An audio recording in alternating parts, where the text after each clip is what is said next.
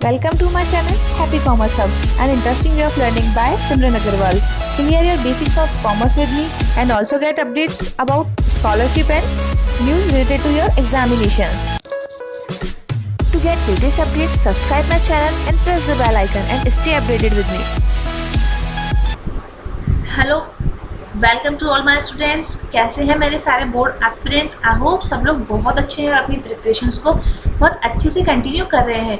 Already मैंने इसके पहले की वीडियो यानी कि मैनेजमेंट बाय ऑब्जेक्टिव डाल दिया है। उससे पहले मैंने हेनरी फेल के सिद्धांत भी अपनी वीडियोज़ में डाल दिए, तो आप लोग प्लेलिस्ट में जाकर चेक कर सकते हैं। साथ ही जो स्टूडेंट यहाँ पर नया है, फर्स्ट टाइम आया है, चैनल को सब्सक्राइब करना मत भूलना, क्योंकि आपको आपका कंटेंट बहुत ही इंटरेस्टिंग तरीके से मैं यहाँ पर समझाने वाली हूँ।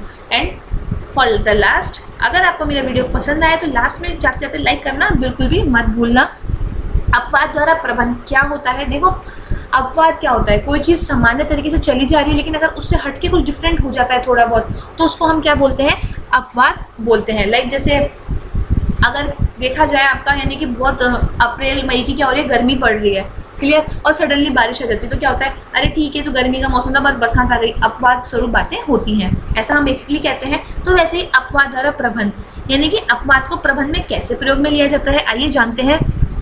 वर्तमान परिप्रेक्ष्य में व्यवसाय प्रबंधन अत्यधिक जटिल कार्य बन चुका है। ठीक है, जैसे जैसे सिनेरियो बदल रहा है, एनवायरनमेंट क्या होता जा रहा है, बहुत ज़्यादा प्रतिस्पर्धी होता जा रहा है, और जितना ज़्यादा प्रतिस्पर्धी वातावरण होगा, प्रबंधन उतना ही जटिल बनता जाएगा।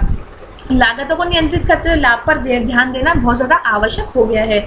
विभिन्न निर्णय लेने के लिए इतनी सारी जानकारी उपलब्ध होती है कि प्रबंधक सूचनाओं के ढेर में दबकर गलत फैसले भी ले सकता है। जैसे कि आम जीवन में भी अगर आपको नॉर्मल कोई एक पॉइंट सर्च करना है लेकिन आपके पास पूरी बुक है, तो आपको क्या लगता है कि काश यार मेरे पास कोई ऐसा पॉइंट होता कि मेरे को केवल मेरा मेन पॉइंट समझ में आ जाता। जैसा कि मैं अपनी वीडियोज़ में यूज़ करती हूँ, पूरा चैप्टर एक वीडियो में ना बनाकर छोटे छोटे पार्ट्स में डिवाइड करती हूँ, ताकि जिस स्टूडेंट को जिस टॉपिक की ज़रूरत हो तो उसको बहुत सारी जानकारी ना देखनी पड़े, केवल वो स्पेसिफिक पॉइंट पर बात करे।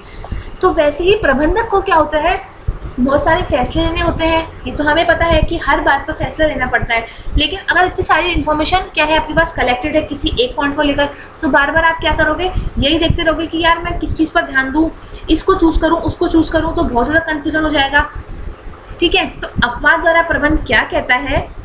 वो ये कहता है कि यह प्रबंध तकनीक उच्च प्रबंधकों के समक्ष केवल वही जानकारी प्रस्तुत करने पर बल देती है जिसकी उन्हें ज़रूरत होती है। यानी कि उच्च प्रबंधकों को आलतू फालतू बातें मत बताओ, केवल वो इम्पॉर्टेंट बात बताओ जो उनको चाहिए। ठीक है, जैसे छोटे छोटे दो कर्मचारी लड़ पड़े और आप भागे भागे मेन सीईओ के पास पहुंच जाओ, तो ये कोई औचित्य वाली बात नहीं है। लेकिन अगर कोई बहुत बड़ा विंग यानी कि आपका ऑफिस बहुत बड़ा है और बहुत सारे स्टेट और डिस्ट्रिक्ट्स में फैला हुआ है, तो एक डिस्ट्रिक्ट में क्या होता है, तालाबंदी हड़ताल हो जाती है, तो हाँ ये बात ज़रूरी है और ये उस प्रबंधन तक पहुंचनी चाहिए। तो इस प्रकार की सारी बातें जो बहुत ज़्यादा इंपॉर्टेंट हो, केवल वही उच्च प्रबंधक तक पहुंचनी चाहिए। सारी बातें बताने से वो लोग गलत फैसला भी ले सकते हैं, क्योंकि उनके पास बहुत सारी सूचनाएं इकट्ठी हो जाती हैं। उनका ध्यान भी विशिष्ट समस्याओं एवं परिस्थितियों के पैदा होने पर आकृष्ट करने की व्यवस्था करती है। यह प्रणाली अनावश्यक एवं गौण यानी कि जो कम महत्व की बातें होती है उनसे ध्यान हटाकर जटिल, महत्वपूर्ण, आवश्यक व सृजनात्मक मामलों पर ध्यान केंद्रित करने पर ये क्या करती है, बल देती है।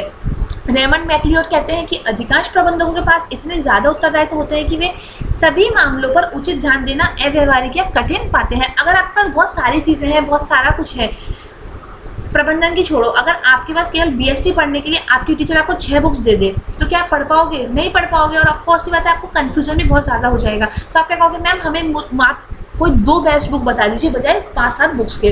तो आप क्या कर सकते हो, उन 2 बुक्स को बहुत अच्छे से पढ़ सकते हो, बहुत अच्छे से समझ सकते हो। तो वैसे ही प्रबंधकों के पास भी क्या होनी चाहिए, केवल इंपॉर्टेंट इन्फॉर्मेशन होनी चाहिए। प्रबंधकों को चाहिए कि वे अपना ध्यान अत्यंत अच्छे तथा अत्यंत बुरे निष्पादन पर ही केंद्रित करें। अपवाद द्वारा प्रबंध का महत्व क्या है? अपवाद द्वारा प्रबंध के जनक कौन थे? Frederick Winslow Taylor, FW Taylor.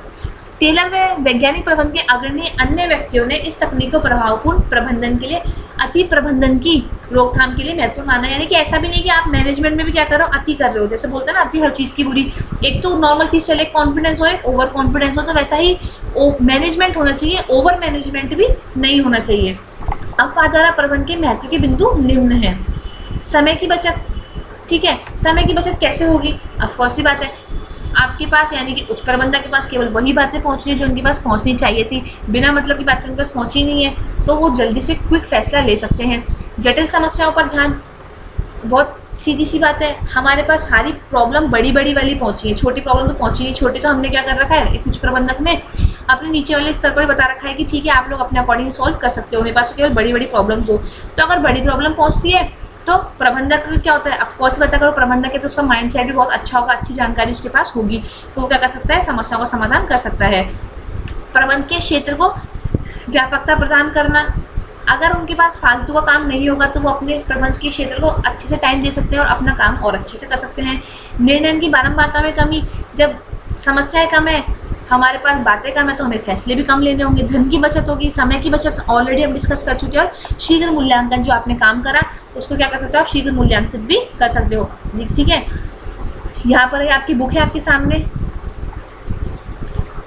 ये आपके महत्व के बिंदु, जैसा मैं हमेशा बोलती हूँ, यहाँ पर आपको लाइन में दिए जबकि मैंने आपको पॉइंट्स में वो समझाए हैं। सेकंड थिंग, यहाँ पर 11 पॉइंट्स है आपके पास, लेकिन मैंने यहाँ पर आपके पास केवल 6 मेजर पॉइंट जो इंपॉर्टेंट मुझे लगे मैंने वो दिए, क्योंकि अगर हमारे पास एग्जाम में भी आता है ये क्वेश्चन तो हमें 6 ही पॉइंट लिखने, 6 पॉइंट्स के अलावा हमें नहीं लिखना। और जैसा मैं हमेशा कहती हूँ, घोड़ा बनकर स्मार्ट वर्क करो, गधा बनकर हार्ड वर्क करने से आपको कुछ नहीं मिलने वाला। जितना स्मार्ट वर्क करोगे उतना आगे पहुँचोगे।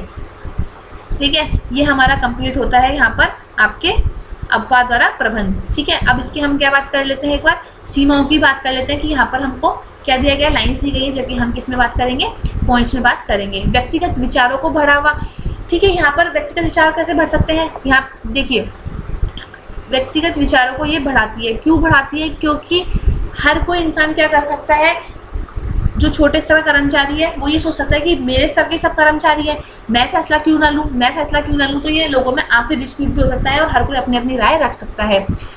अविश्वसनीय समंकों पर आधारित क्या गारंटी है कि हायर अथॉरिटी के पास केवल ओरिजिनल बातें पहुंची होंगी, जो बहुत ज़्यादा इंपॉर्टेंट है, इस बात की कोई गारंटी नहीं होती।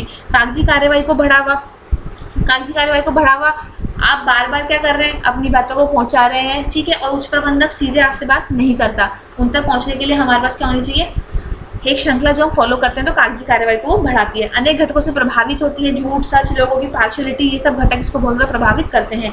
अस्वाभाविक स्थिरता, ये स्थिर नहीं होती है। झूठी सुरक्षा, हम सोच रहे हैं कि ऐसा हो सकता है बट जरूरी नहीं है कि ओरिजिनल लाइफ में ये चीज़ हो, मतलब पूरी हद तक ये चीज़ फॉलो हो। आई होप आप लोगों को समझ में आया हो। अगर समझ में आया तो लाइक करना ना भूलें। नेक्स्ट पॉइंट रहेगा हमारा व्यू रचनात्मक प्रबंध, जिसके लिए मैं वापस एक छोटी सी अलग सी वीडियो बनाने वाली हूँ, जो आपको मेरे चैनल पर बहुत जल्दी मिल जाएगी।